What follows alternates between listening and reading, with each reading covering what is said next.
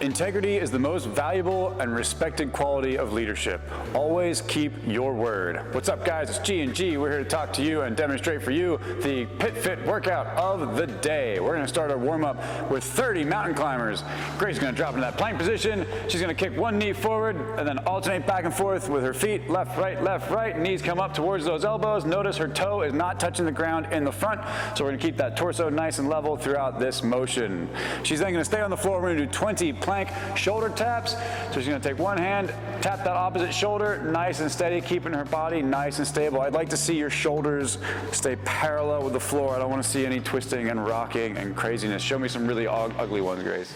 Yeah, that's too much rotation. I don't want to see that. Yep. Then she's going to stay there and she's going to do 10 push-ups. Get back down. Chest goes all the way down to the floor. That plank position stays nice and tight. If you can do all 30 mountain climbers, 20 plank shoulder taps, and 10 push-ups unbroken in a row without going to your knees, that would be sick. We're going to do that twice.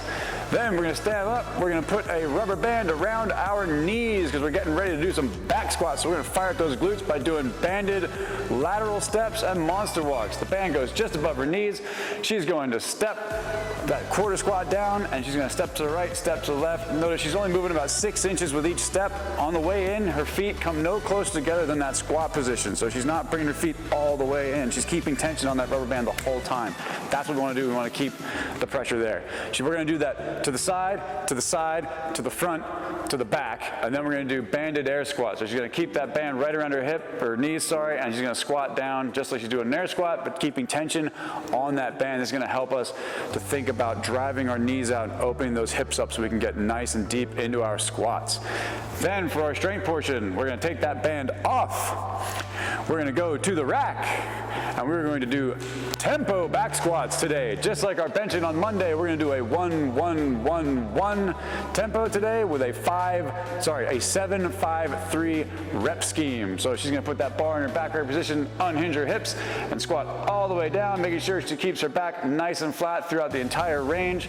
Hips come just below parallel, stands up with power, but she's going to go 1 second down, 1 second pause, 1 second up, 1 second pause again.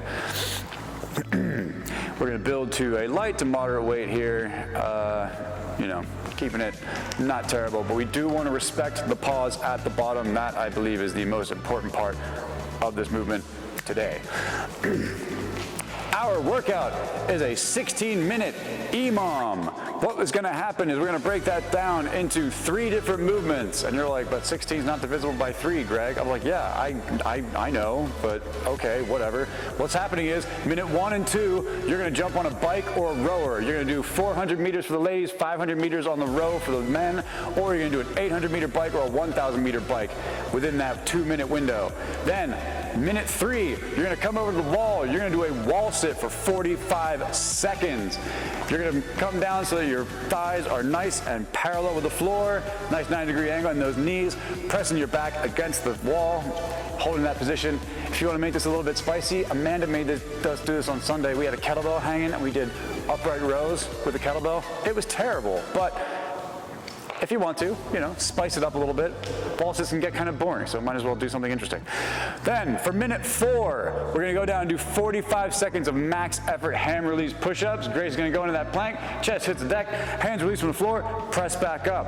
I'm not trying to see you guys crank through this and go crazy, crazy, crazy. What I do want to see, though, is nice, consistent movement. If you just go at a steady pace, release, press, down, release, press, just constant movement for that 45-second period. I don't care how many you get, as long as you're just moving consistently and not resting for 15 to 20 seconds in the middle of it.